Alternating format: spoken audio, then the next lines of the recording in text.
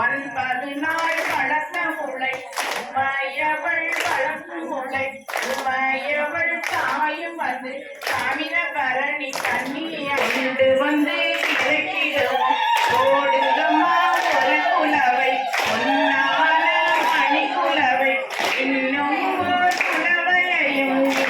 உடன் போடும் அம்மா கண்ணியர்கள் முறை தெளித்தால் கல்யாணம் நடக்கும் என்பார் இருசியவள் முளைத்தெடுப்பார் பாவரசி முளை தெளித்தால் வகை வகையாய் பெற்றெடுப்பார் கண்ணன் நாடின கண்ணன் நாடி